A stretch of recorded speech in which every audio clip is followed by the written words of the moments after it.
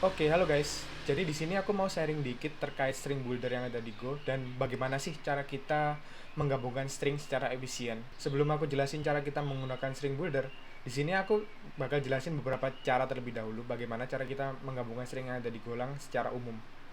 Yang pertama, di sini kita dapat menggunakan operator plus. Plus itu nggak hanya kita gunakan di bilangan atau float atau integer, tapi plus ini dapat kita gunakan juga di variable string. Caranya cukup sederhana. Kita dapat menggabungkan dua variabel string langsung seperti bilangan pada umumnya dengan operator plus seperti ini.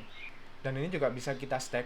Jadi kita bisa taruh tiga variabel sekaligus dengan plus diantaranya, sama seperti kita menjumlahkan bilangan.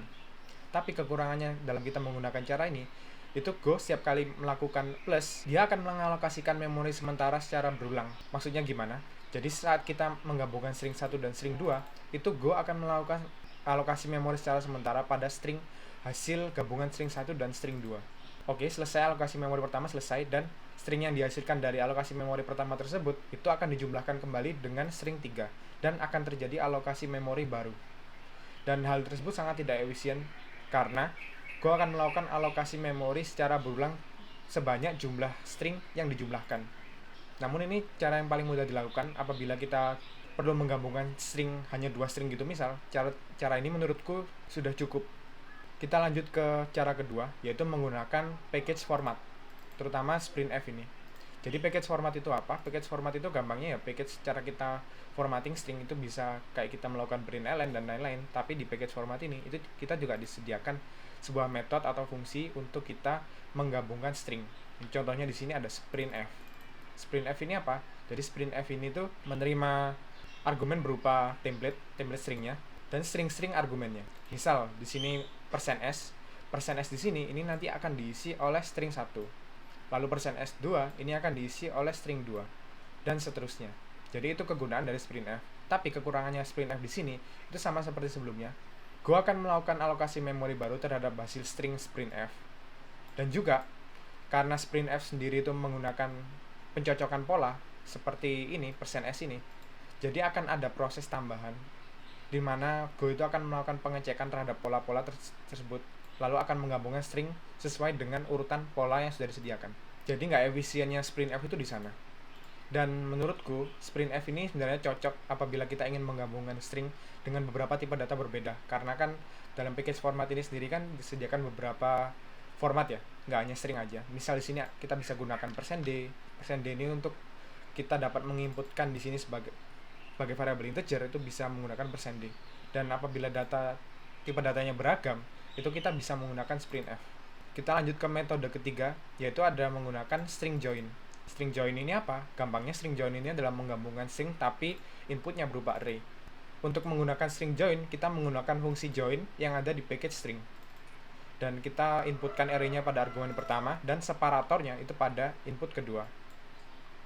Dan nantinya hasilnya akan sama seperti yang di atas yang sebelumnya, yaitu akan menggabungkan ketiga array yang ada di dalam sini dengan separatornya yang ada di argumen kedua. Misal ini aku ganti plus, jadi nanti string-string ini, hasil string ini nanti akan dipisahkan oleh plus.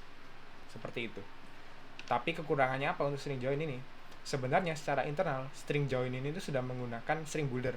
Apabila kita inspect ke dalam codingan string join, ini dia secara internal sudah menggunakan string builder. Tapi kekurangannya apa? Kekurangannya string join ini lebih cocok digunakan untuk input berupa array. Apabila kita inputnya itu berupa string-string aja, ya kita tidak perlu mendefinisikan array baru untuk menggabungkan string-string tersebut. Menurutku ini sudah cukup efisien apabila inputnya itu berupa array. Yang terakhir itu ada bytes buffer. Jadi string builder ini sebenarnya hampir sama kayak bytes buffer, nanti aku jelasin. Tapi sebelum adanya string builder, orang-orang itu lebih umum menggunakan bytes buffer dalam mengconcat atau menggabungkan string. Lalu bagaimana cara kita menggabungkan string dengan menggunakan bytes buffer? Pertama itu kita mendefinisikan bytes buffernya, variabel bytes buffer ini terlebih dahulu. Apabila kita inspect ke dalam bytes buffer ini, sebenarnya bytes buffer ini adalah array of byte dan dengan beberapa variabel lainnya. Dan apabila kita ingin menggabungkan stringnya, itu kita tinggal panggil word string aja. Argumennya berupa string yang kita tidak gabungkan apa, dan seterusnya. Lalu apabila kita ingin menggabungkan stringnya, itu tinggal kita panggil metode string aja.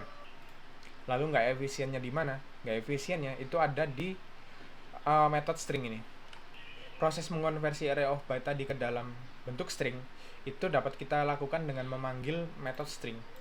Tidak efisiennya, Go akan tetap melakukan alokasi memori karena array of byte sendiri atau bytes buffer itu merupakan tipe data yang mutable, sementara string itu immutable. Jadi mau nggak mau itu kita harus melakukan copy setiap elemen byte-nya yang ada di dalam array tersebut ke dalam memori baru. Dari memori baru tersebut itu dapat terbentuk string baru. Jadi sebenarnya sama saja kita mengalokasikan memori baru setiap kali kita memanggil string. Dan bytes buffer ini lebih cocok digunakan untuk kita menggabungkan bytes secara general, bukan string. Apabila kita ingin menggabungkan string, itu kita sudah disediakan string builder. Nah, dari beberapa contoh yang sudah aku jelaskan tadi, itu kan sebenarnya masalah utama kita itu ada di alokasi memori ya. Jadi bagaimana sih string builder itu dapat menyelesaikan masalah alokasi memori kita? Di sini akan aku contohkan bagaimana cara kita menggunakan string builder.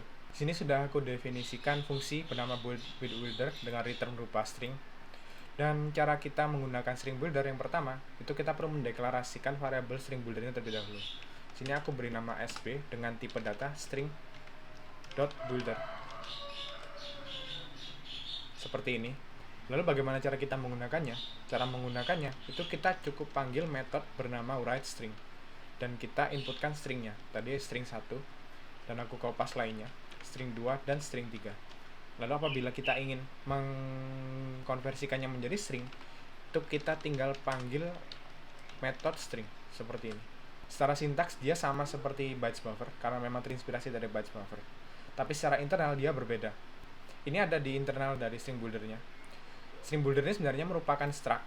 Dia berisi beberapa variabel seperti ada address, nanti aku jelasin address ini apa, dan ada buffer atau array of byte.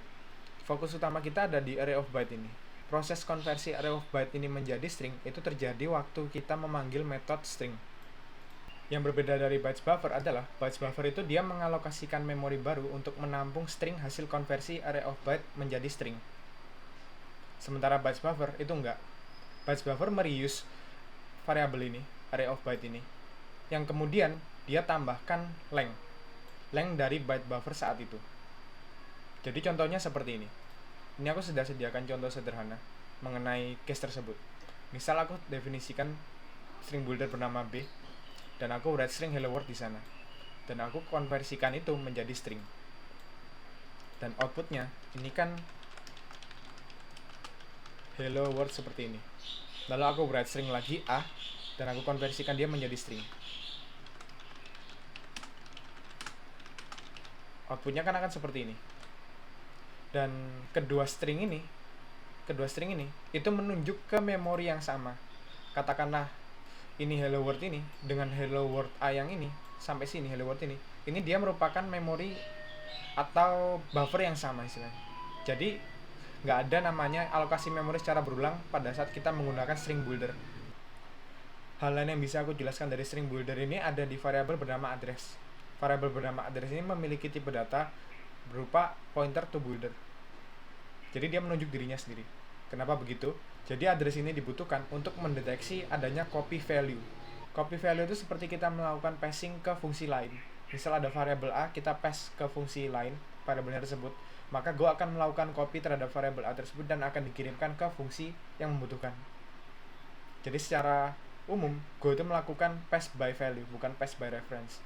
Dan builder ini sadar terhadap hal tersebut, maka dia akan melakukan pengecekan apakah builder tersebut di pass secara pass by value.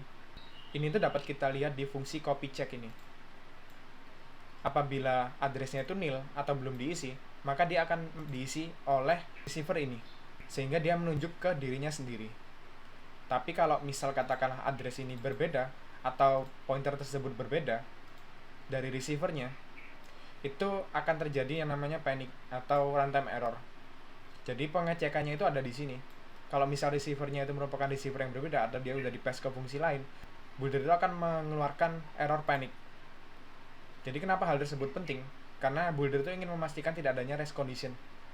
String builder itu memastikan hanya ada satu pointer yang memodifikasi value dalam string builder itu, bukan dua pointer secara bersamaan. Itu nggak akan mungkin terjadi karena akan terjadi panic seperti ini. Jadi dapat dikatakan string builder ini aman apabila kita ingin gunakan secara konkuren, karena ya kita nggak akan bisa gunakan. Oke, sekian sharing dariku.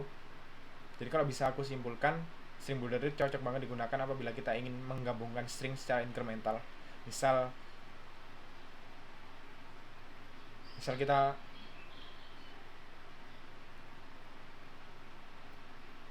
fungsi di mana kita fungsi.